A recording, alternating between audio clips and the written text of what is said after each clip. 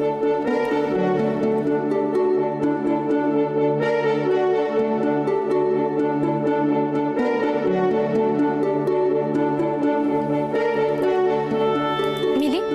Doctor কি বললেন? Doctor বললেন উনি যা মেডিসিন দিয়েছেন তাতেই হবে, হসপিটালে নিয়ে যাওয়ার কোনো প্রয়োজন নেই। ওনার এখন রেস্টের দরকার। যাক বাবা, অনেকটা নিশ্চিন্ত হওয়া গেল।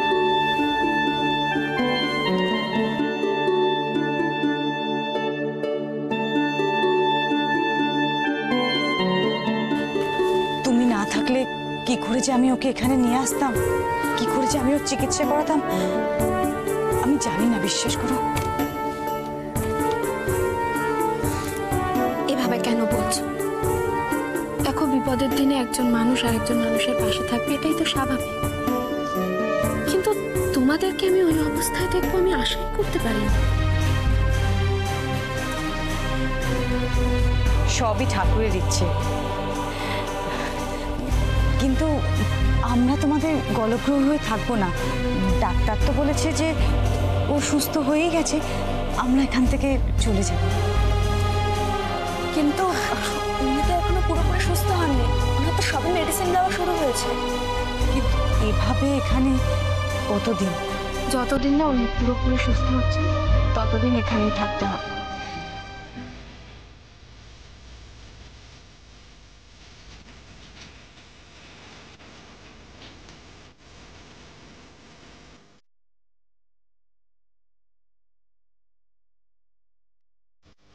আচ্ছা, ট্রিটমেন্টের জন্য যা যা করা দরকার সেটুকু তো করতে হবে।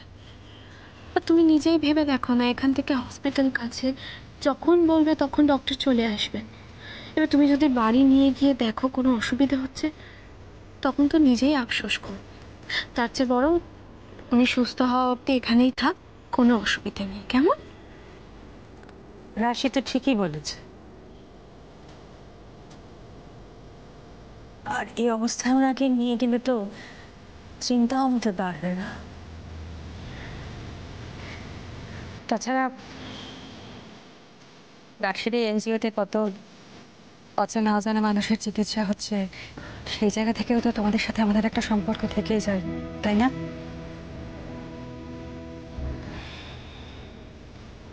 রাশি, তোমাকে যত দেখছি অবাক হয়ে যাচ্ছে। এই 7 বছরে তুমি এতটুকু পাল্টাও। অনেকটা সময় কেটে গেছে, বয়স হয়ে গেছে, তবুও জানি না কেন আমি নিজেকে আমার আদর্শ থেকে সরিয়ে রাখতে পারিনি। সেটা তো তুমি আজ আবার প্রমাণ করলে রাশি, যে বিপদে পড়লে তুমি শত্রুকেও কাছে টেনে নাও, আপন পর কিচ্ছু দেখো না। আজ সবার সামনে স্বীকার করতে আমার লজ্জা নেই, আমরা তো তোমার কম ক্ষতি চাইনি, আর সেই আমাদেরকেই তুমি কাছে টেনে নিলে। তুমি প্রমাণ করে দিলে যে তোমার মন কত বড়। থাক না এখন এসব কথা, আমি তো সব কবেই ভুলে গেছি। কিন্তু আমি ভুলতে পারিনি রাশি, প্রতিটা মুহূর্তে ঘটনাগুলো আমাকে কুড়ে কুড়ে খায়। আমরা নিজেদেরকে পাল্টানোর চেষ্টা করেছি, প্রায়শ্চিত্ত করার চেষ্টা করেছি, কিন্তু বিশ্বাস করো সব পাপের বোধহয় ক্ষমা হয় না, সব অন্যায় কাজ থেকে বোধহয় মুক্তি পাওয়া যায় না রাশি। কেন এসব ভাবছো? দেখো, তোমরা নিজেদের ভুলটা বুঝতে পেরেছো, যা করেছো তার প্রায়শ্চিত্ত করার চেষ্টা করছো, সেটাই তো অনেক। আর তাছাড়া আমার এই এনজিওতে এমনিতেও লোক দরকার। আমি কি বলি শোনো, উনি সুস্থ হয়ে যাওয়ার পর তোমরা এখানেই থেকো।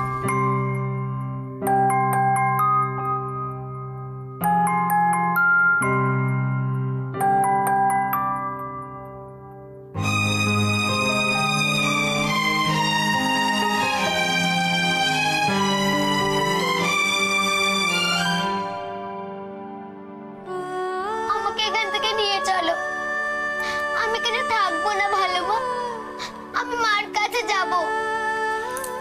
তিশি, তিশি এরকম করে না।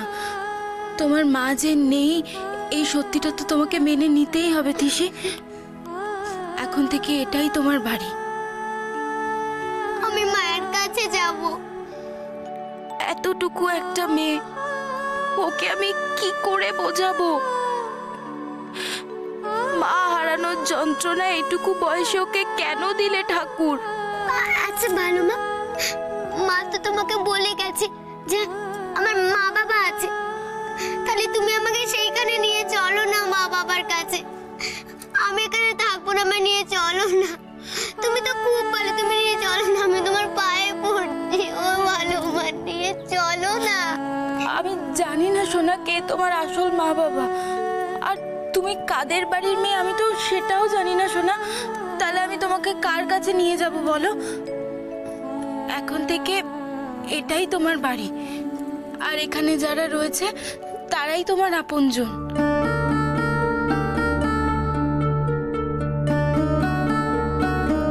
আমি জানি মাকে হারানোর পর থেকে তোমার খুব কষ্ট হচ্ছে, আমারও তো হচ্ছে বলো। আমি তোমার মাকে কথা দিয়েছিলাম যে তোমার কোনো অযত্ন হতে দেব না, কোনো অবহেলা আমি হতে দেব না এখানে।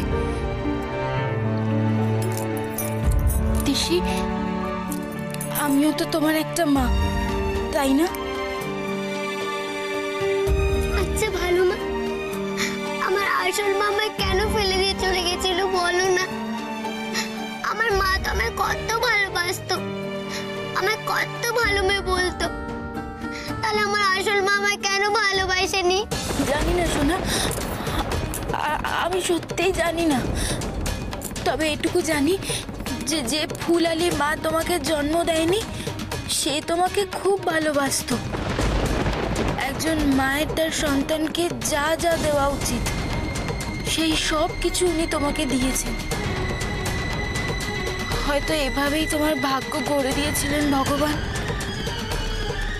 আমার আসল মা কোনোদিন আমার কথা মনেও করেনি। আমাকে জঙ্গলে ফেলে দেওয়ার পর আমাকে একবার দেখতে ইচ্ছেও করেনি। বলো না ভালো মা, মারা এরকম হয়? না সোনা, এরকম হয় না। তোমার এই প্রশ্নগুলোর কোনো জবাব আমার কাছে নেই। আমি সত্যি জানি না,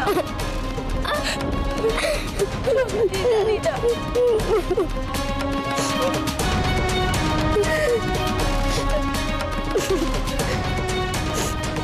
তোমার কথা মতন আমি গোবিন্দপুর আর তার আশেপাশের গ্রামগুলোতে খোঁজ খবর করলাম, কিন্তু অপুর আমি কোনো সন্ধান পাইনি। আমি যে তোমাকে অপুর ছবি দিয়েছিলাম সেটা দেখিও কিছু। সেটা কি করে সম্ভব রাশি? 7 বছর আগেকার ছবি। ওর চেহারায় এখন অনেক চেঞ্জেস চলে এসেছে। জগা কেমন আছে এখন? এখনো ডিটোরিয়েট করেনি, একই আছে।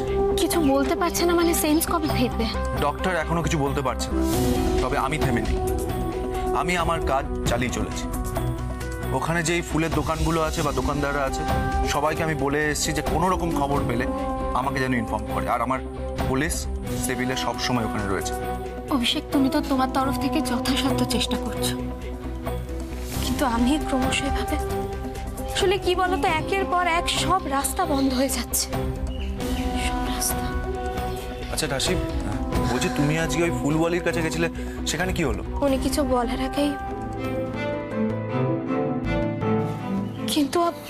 কিন্তু আমি নিশ্চিত, জানো তো, ফুলওয়ালি আমার অপুর ব্যাপারে কিছু নিশ্চয়ই জানতেন, কারণ মৃত্যুর আগে আমি ওনার চোখে মুখে কিছু বলার আকুতি দেখেছি।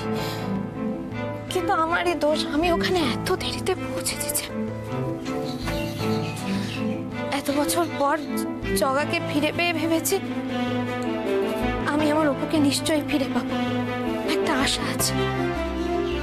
কিন্তু না, আমি বুঝতে পারছি না কেন এটা আমার সাথে হচ্ছে। আমি কি দোষ করেছি? রাধাবাতু কেন এভাবে আমার পরীক্ষা নিচ্ছে? কেন পরীক্ষা নিচ্ছে রাধাবাতু? পারলে উনি পারবে। এত বছর ওনার কৃপায় কাটালাম, তুই ভরসা হারাস না মা।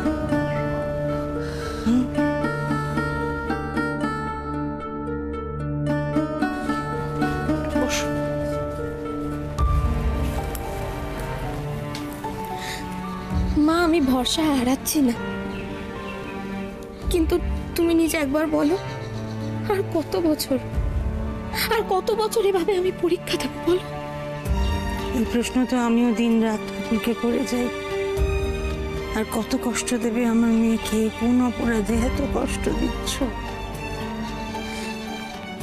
7 বছর,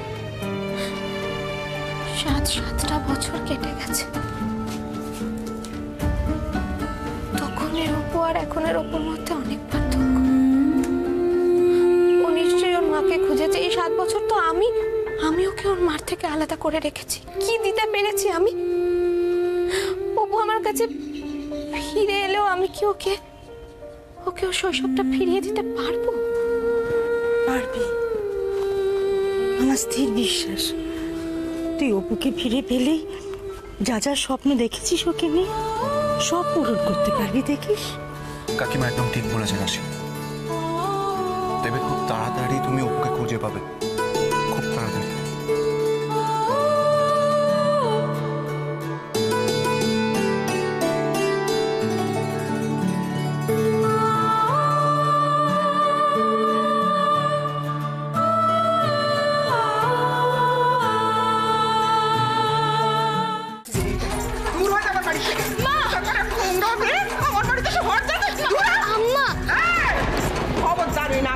ডাকবি না, আমি বলে দিচ্ছি।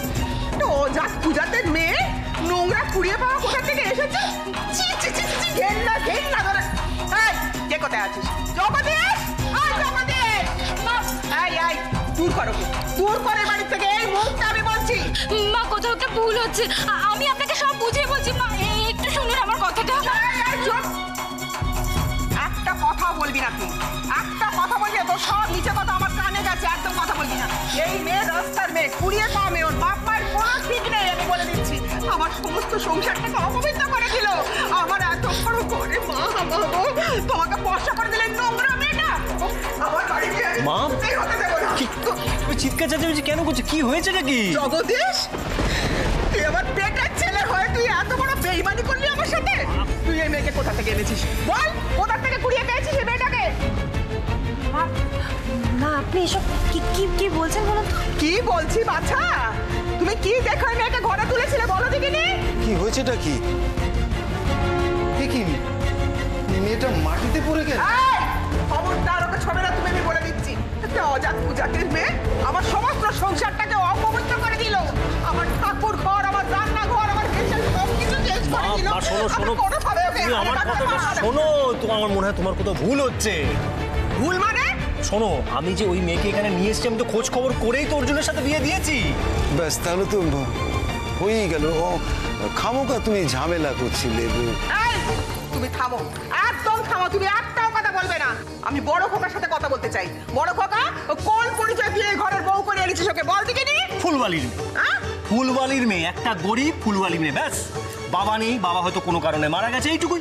আরে বাবা, ফুলবালি বলে তো তার তো জাত নেই, এটা তুমি বলতে পারবে না। আমাদের গোবিন্দপুরেও খুব ভালোভাবে পরিচিত, ভালো মানুষ বলে পরিচিত। বাবা, তুমি তো ওই ফুলবালিকে চেনো। তুমি যখন ওই গোবিন্দপুরে গেছো তখন ওই ফুলবালিতে তুমি ফুল কিনে পুজো দাওনি? তুমি খুব ভালোভাবে চেনো মা। আরে বাবা, জানতাম চিনতাম বলে তো ওই মেয়েকে ঘরের বউ করে তুলেছি আমি। কিন্তু ওই মেয়ে গিরিবালাকে বোকা বানিয়েছে। শুধু তাই নয়, তোমার মতন ঝানু ব্যবসায়ীকে বোকা বানিয়েছে সে। মানে কি করেছে সেটাকে বলো, কি করেছেটা কি সেটা জানো? মা, আপনি বলুন, ওই মেয়ের সমস্ত বজ্জাতি আপনি বলুন, আমরা সবাই শুনবো। হ্যাঁ, বলো। ও ফুলবালির মেয়ে নয়, ওকে একটা কুড়িয়ে পাওয়া মেয়ে। জঞ্জাল থেকে কুড়িয়ে এনেছে ওকে, বুঝলি? অজাত পূজাতের মেয়ে। আর এমন মেয়েকে আমি কিছুতেই আমার ঘরে তুলবো না, কিছুতেই না।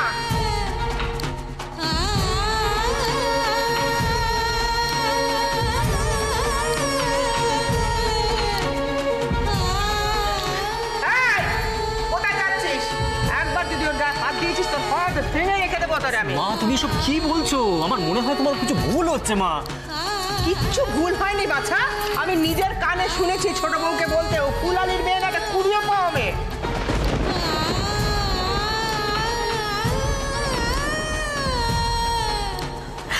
দেখেছো, শুনলে তো তোমরা সবাই? হ্যাঁ, এই মেয়েকে আমার প্রথম দিন থেকেই অপছন্দ ছিল। একটা হাড়ে বজ্জাত মেয়ে, পয়সার লোভে এই বাড়িতে ঢুকেছে। দিদি, তুমি এগুলো কি বলছো? অর্জুনের ভালোর জন্য তো ওকে তোমরা জোর করে বিয়ে দিয়ে যাও। ফুল আলী পয়সার লোভে আমাদের ঘরে চাপিয়ে দিয়েছে, তাতে কোনো দোষ হয়নি। দূর করে দে, দূর করে দে মেয়েকে। যাক, এতদিনে আমার আশা পূর্ণ হলো। এই মেয়ে তাহলে আজই বিদায় হবে। উফ, ঠাকুর আমার কথা শুনেছো তুমি? তুমি তুমি এটা কি বলছো মা? ওইটুকু একটা বাচ্চা মেয়ে, ও এই বাড়িটা ছেড়ে কোথায় যাবে বলো তো? ওদের ছাড়া কেউ নেই না বলো, তাই না? তুই চুপ করে থাক। শোন, আমার কথা নড়চড় হবে না। ওই মেয়েকে এই বাড়ি থেকে তাড়াতেই হবে। আমার সমস্ত বাড়িটা অপবিত্র করে দিল, নোংরা করে দিল, আমার ঠাকুর ঘর এসে সব। গিরিবেলা একটা অনুরোধ করবো, দেখো তিশি তো একটা ছোট মেয়ে, ওর জাত বিচার করে কেন আমরা নিজেদেরকে ছোট করবো বলো? ও যারই মেয়ে হোক, যা পরিচয়ের হোক, আমার কিন্তু ওকে এবারে বউ করতে কোনো আপত্তি নেই। না, এই অনাচার আমি কিছুতেই হতে দেবো না। এই বাড়িতে নয় ও থাকবে, নয় আমি থাকবো। কেন? আমার নাতি অর্জুন কি ফেলনা নাকি? হ্যাঁ, ওর বউ জুটবে না, আমি আবার দিয়ে দেবো। তবু ওর মেয়েকে আমি ঘরে রাখবো না, আমি বলে দিলাম।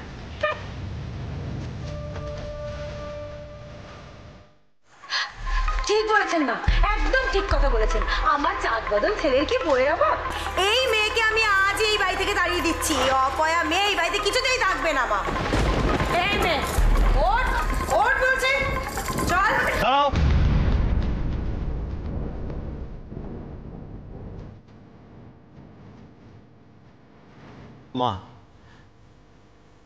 মা, তুমি আমার সব কথাটা শোনো। আজকে আমি যা করেছি সেগুলো কিন্তু আমার নিজের সকাল্লাদ মেটানোর জন্য করিনি। আজ আমি যা করেছি সব কিন্তু গুরুমার কথা অনুযায়ী করেছি। তুমি তো সব জানো মা। গুরুমা? হ্যাঁ, আজ গুরুমার কথা অনুযায়ী তো আমি আমার ছেলের সঙ্গে ওই তিশির বিয়ে দিয়েছি, যাতে আমার ছেলের মাথার উপর থেকে অত বড় একটা মৃত্যুর ভাড়া কেটে যায়। যতদিন না পর্যন্ত আমার ছেলের মাথার উপর মৃত্যুর ভাড়া কাটে ততদিন সেই মেয়ে আমাদের এই বাড়িতে থাকবে। এবার তুমি আমাকে বলো মা, আমার কি করণীয়, মানে আমার কি করা উচিত?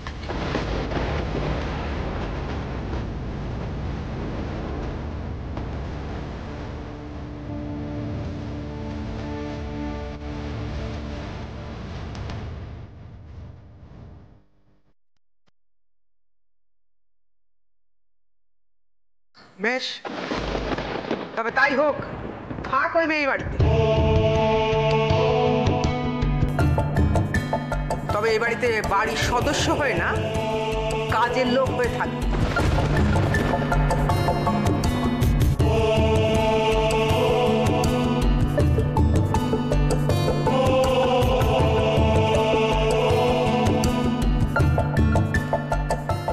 আর আজ থেকে কাজের লোকের জায়গা ঠাঁই হবে ও। আর ওর হাতে আমি জলস্পর্শ করবো না।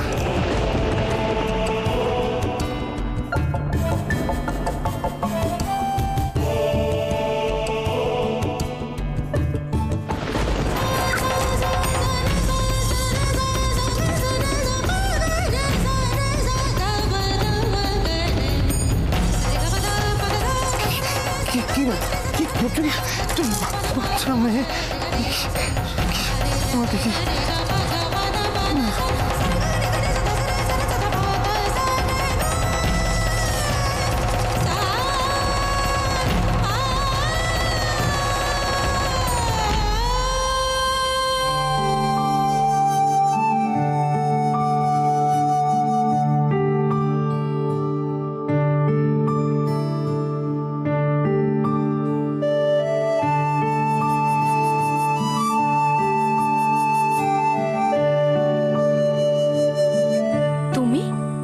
রাশি, তোমার সাথে আমার একটু কথা ছিল। কি কথা? এতদিন ধরে যে সত্যিটা আমি নিজের মধ্যে লুকিয়ে রেখেছি, আমার মনে হয় আজ সেটা বলার সময় এসছে। না হলে আমার পাপ থেকে আমি মুক্তি পাবো না। কি বলতে চাইছো তুমি? হ্যাঁ রাশি, রাশি আমি জানি তোমাকে আর তোমার মেয়েকে কে আলাদা করে দিয়েছে। আমি জানি যে কার জন্য তুমি আজকে সর্বস্ব খুইয়ে এই অবস্থায় আছো।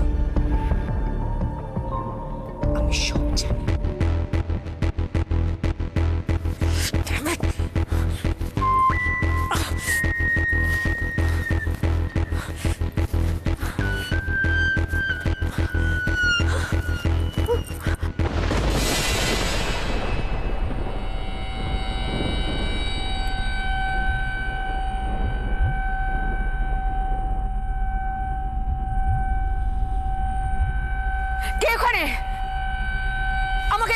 এসেছো?